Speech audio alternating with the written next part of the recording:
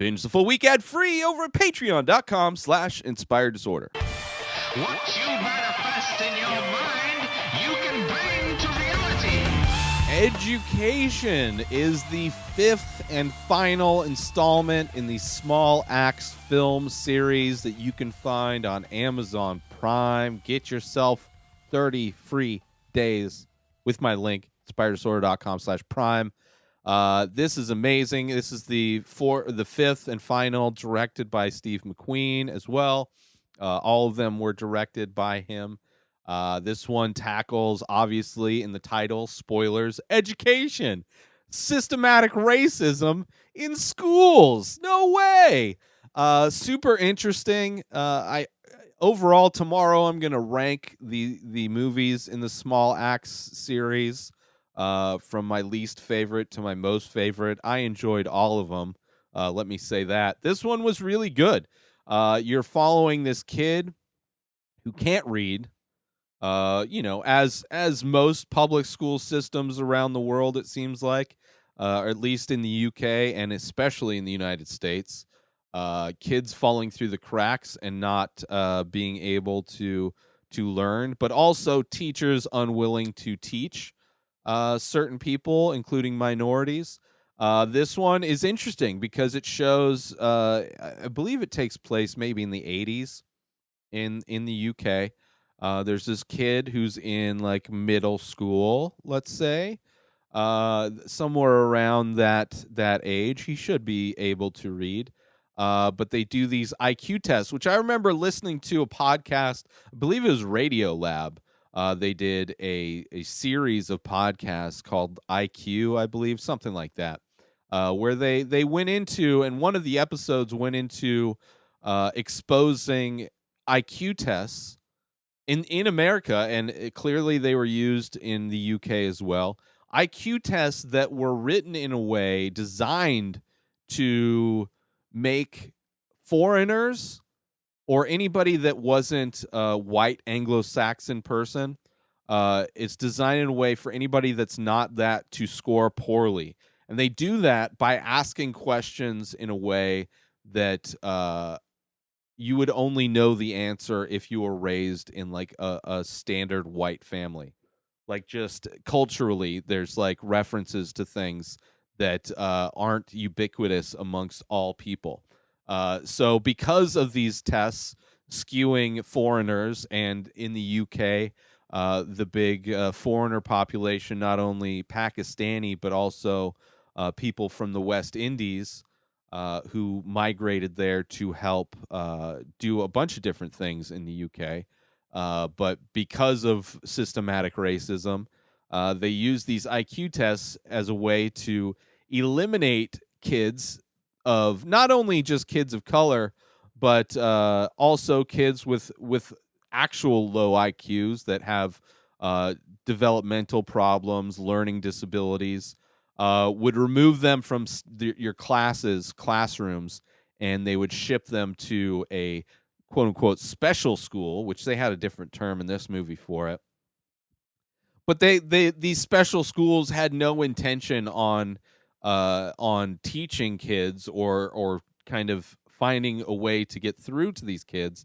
It was kind of a way to just lock them. They literally would pick the kids up at the normal school in a school bus and take them to a completely different building, far, far away, in this giant building that had nothing going on. It's seemingly except for this classroom where a teacher would sometimes show up, but most of the time it would just be this classroom of kids, just having be locked in a room for a day, and they don't do anything. They don't learn anything, and it also, that lack of education is something that in the long run, generationally, you're going to have problems, because these kids are being singled out because of this flawed IQ test, and they're being shipped away to not be educated, so that when they do get out and get into the real world, there's not going to be any opportunities for them, because a lot of them, whether they can't read or just don't know anything because there's literally they just took people and put them in a room far, far away so they don't have to deal with them. But because of that, there's trickle downs that end up hurting society in general. So you're seeing this kid that's in this system, but then you're also seeing his mom, who's a good mom, solid mom, like hard nosed, strict mom. But she's like slowly introduced to the idea that this is like the systematic racism of the educational system and what they're dealing with. And she gets in contact with this group that's trying to help kids, who they do this like supplementary Saturday school for all these kids. And it's really interesting to see the growth that the mom has when she has the realization that her kid is kind of being thrown into the garbage. It's like some kids fall through the cracks. Like these kids were removed from a system that was probably not working that great, and then inserted into cracks. Like it's not like it was an accident that somehow they fell through the cracks. It's like they were intentionally removed to not receive any benefits from an education.